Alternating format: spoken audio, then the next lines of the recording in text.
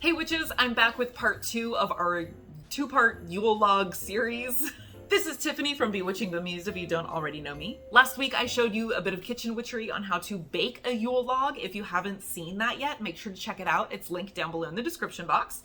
And this is part 2 in which we're going to be making a Yule Log that you can use as both a centerpiece and then of course for a bit of witchcraft as well. Creating a Yule Log centerpiece is a wonderful way to bless anybody who gathers at your table, who gathers around it, yourself included, with goodwill of the season, with luck, protection, warmth, and general blessings. The origins of the Yule Log date back to ancient Scandinavian celebrations of the winter solstice. They would place the wide end of a tree, yes, an entire tree, into their fireplace, and they would light it on the night of the winter solstice. Then, over the course of the next 12 days, being the 12 days of Yule, they would slowly push the tree further and further in as each section would burn. The remains were then kept in the house to protect from foul weather, and then they were used to light the next year's winter solstice Yule Log. Fires were not only used for warmth and for cooking, but they were also used to welcome back the sun. The winter solstice is, yes, the beginning of winter, but it's also the longest night and the shortest day of the year. From this point on, of course, the nights will still be longer than the days, but they will begin shrinking and getting shorter and shorter, and the days getting longer until we reach the spring equinox, and of course, day and night are of about equal length, and the light overtakes the dark. Nowadays, of course, we use fire, candles, and with the advent of electricity, lights. I have other videos on the history of Yule as well as celebrating the day linked down below in the description box if you would like more information. So of course, in honor of this ancient tradition, I'm going to be making a Yule Log, like I said. Now, I don't actually have a fireplace or a fire pit, so mine is going to be created with candles. You can do yours either way, but I love doing the candle alternative because whether or not you're going to burn it in a fireplace, you can still use it as a centerpiece at your table. So you'll use it that way, and then if you choose to burn the entire thing later on, you can, you don't have to. The first thing you're going to want to do, of course, is to get your log. You can go ahead and buy one from the store. It's really not an issue, but of course, it's always funner to forage it or to get it from someplace meaningful. So that's actually what I did. My dad was trimming a tree in their yard, and that was the yard of the home that I grew up in. Not my entire childhood, but most of my adolescence. I spent many winter solstices there, many Christmases there, many New Year's there. And of course, it's a place that I will always be nostalgic about, and I will always remember as a place for family, for friends, for gathering. So I just felt that a log from that location was very fitting. So again, it's wonderful if you can find one that has a bit of symbolism like that attached, especially very personal symbolism. It's also wonderful if you could go out into nature and forage for it. However, those aren't always options for everybody. So you can, of course, always go to the store.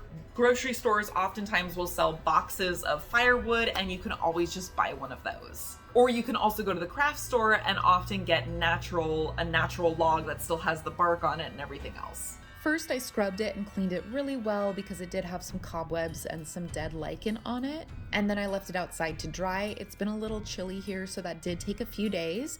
And I also wanted to leave it in the sun so it would absorb some solar energy as well. Since I'll be using mine as a centerpiece and burning candles in it instead of burning the entire log, I want to go ahead and drill some holes in there for the candles. I'm just using small chime candles. You can use taper candles. It's completely up to you. I measured out the log and marked where I would put them so they would be evenly spaced. And then of course I traced the candle onto the log to make sure I would get the right size hole. If you have a drill bit that is the correct size for your candle, then wonderful. If you don't, you can also use a smaller drill bit and drill several holes clustered together. And then you can collapse in any excess little pieces that are still stuck in there with something like a screwdriver. Now we're just going to dress the log kind of the way that you would dress a candle for a spell. And as I always say, get creative with this, really make it your own. You don't need to follow mine step by step. I anointed mine with a cinnamon and clove oil. I dressed mine up with some pine cones, cinnamon sticks, and some artificial holly. It's great to use any kind of evergreen to stand in for everlasting life. You can use artificial or you can use real. I would typically like to use real, but keep in mind that mistletoe and holly can be toxic for animals. Mistletoe can also be toxic for people. It's a very mild toxicity, but because it will be at a table where I'll be serving food and we'll be eating and we're going to have a small baby present, I just figured I'd omit it and go with something artificial this year. Other options are sprigs of pine, spruce, fir. If you intend on burning the entire log later and you are using artificial, I just would recommend you remove those so you're not burning plastic. As always, get creative and explore your own correspondences. For my candles, I chose white to represent the sun, green for everlasting life, and red for birth. These are also, of course, your classic Yuletide and Christmas colors. You don't have to use these. You can choose whatever colors and correspondences that you want, or choose the same correspondence in a different color. For instance, for the sun, you might want to go with yellow, gold, or silver. And you can use 3 different colors, or you can make all 3 the same color. Now, whether you burn the entire log or you burn candles, the Yule log itself does represent many wonderful things, like I already mentioned, goodwill, luck, warmth, protection, etc. However, if you would like to use it to manifest anything else in particular, you can write those manifestations down on a little slip of paper and attach it to the log with some twine or string. If you're going to burn the entire thing, make sure it's something that's safe to burn.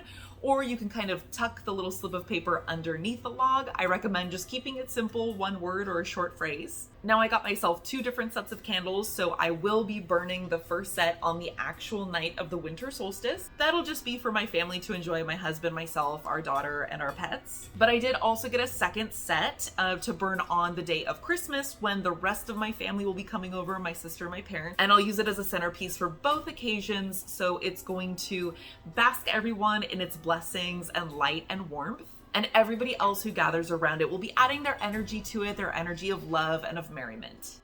Once again, if you missed last week's video on how to bake a Yule log, because hey, it is not overkill to have an actual Yule log as your centerpiece and then burn it later, and also bake a cake Yule log, you can't have too much Yule log. If you missed it, it's linked down below in the description box. If you wanted more information on the history of Yule, as well as correspondences for the day, decorations, celebrations, etc., activities to do, you can check out these 2 videos over here.